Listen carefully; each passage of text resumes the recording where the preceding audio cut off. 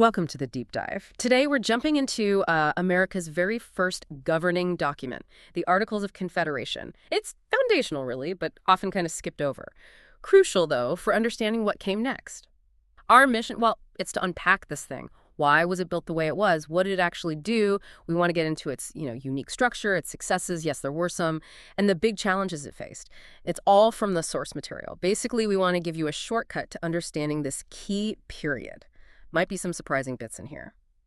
Okay, so let's set the scene. It's just after July 1776.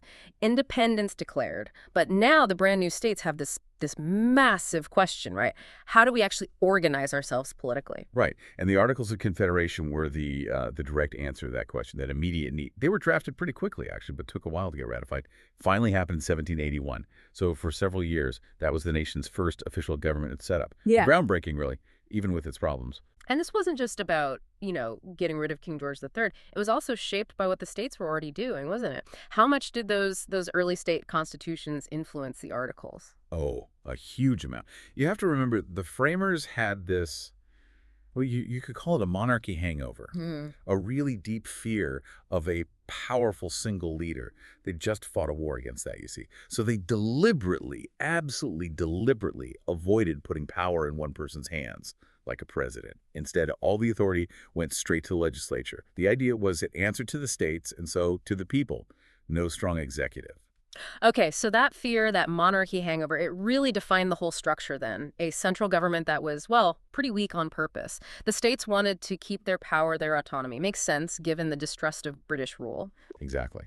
And the limitations were quite striking when you look at them.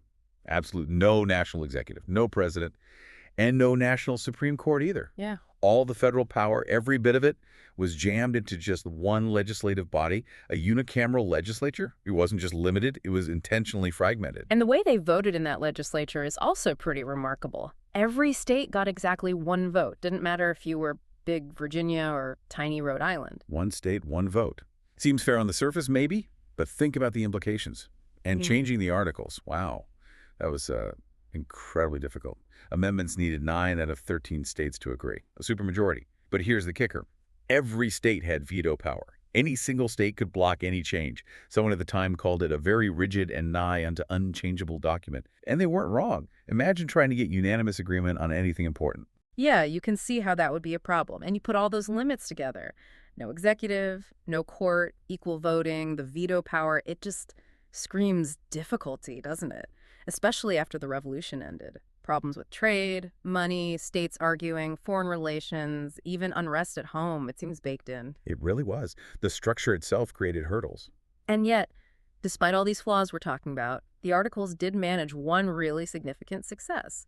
But then, almost like a flip side of the coin, its weaknesses were just dramatically shown up by a big internal rebellion. It's quite the paradox. Yeah, the key success, as you say, was definitely the Northwest Ordinance of 1787. See, settlers were moving west into that huge territory north of the Ohio River. And the government, under the Articles, passed this law to basically figure out how to manage that land, how to govern it. It's often called the only really good law that came out of the Articles, period. And for good reason. Okay, so what made it so good? What did it actually do? Well, a few really key things. It pushed for public education in the new territories. It made sure private property was protected. And crucially, it abolished slavery in that whole Northwest territory. That was huge. Plus, it set up a clear, orderly process. How these territories could get organized, gain population, and eventually become actual states, equal members of the Union, not just colonies. That really does sound like a major achievement, a blueprint for expansion. But while they're laying this groundwork for the future, things were getting pretty messy back east, right? This leads us to the critical failure. That's right. Shays' Rebellion. You have to understand the economy in the mid-1780s was terrible. Just awful. Farmers especially were struggling. Many were veterans of the Revolutionary War. They came home deep in debt. And now they faced new state taxes, inflation. It was crushing them. A lot of anger, a lot of discontent. And this is where Daniel Shays comes in, a farmer himself. Exactly. Daniel Shays. He was a former Army captain from Massachusetts. He was angry. He ended up leading this militia, maybe 1,000 guys, also angry farmers mostly. They started protesting, shutting down courts to stop foreclosures. It got pretty serious. Now, the Massachusetts state militia eventually put the rebellion down. They crushed it. But the bigger story was the federal response, or lack of it. Precisely. That was the aha moment. Yeah. Massachusetts asked the federal government for help, and crickets.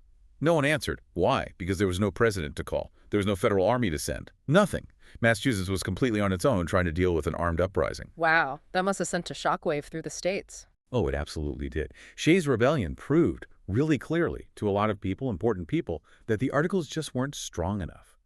The fear wasn't just Shays. It was, what if this happens again, somewhere else? Could the country even hold together? That's when leaders, both in the states and those thinking nationally, really started, whispering seriously about maybe needing a whole new constitution to replace the Articles. The weakness was just too obvious to ignore anymore. So looking back on our deep dive here, it's quite a journey. From that post-revolution need for some kind of government to this article's experiment, cautious, maybe too cautious. It had that one big win, the Northwest Ordinance setting up the future West, but then bam, Shays' Rebellion just lays bare all the cracks. A real moment of crisis. Yeah, and I think if you connect the dots, the story isn't just the Articles failed. It's more about what they learned. It forced a really hard look at that balance, state power versus the need for a central government that could actually do things like manage trade, handle finances, keep the peace internally. It was a painful lesson, maybe, but essential. They kind of had to see the system almost collapse to realize they needed something stronger, something more effective to keep the Union together. So what does this all mean for you listening now? Think about it. Those core challenges under the Articles, states versus federal power, managing trade, dealing with unrest, aren't those debates still happening today? In different forms, sure, but the tension's still there. What really stands out to you about how these foundational documents try to strike that balance between freedom and order? Something to chew on.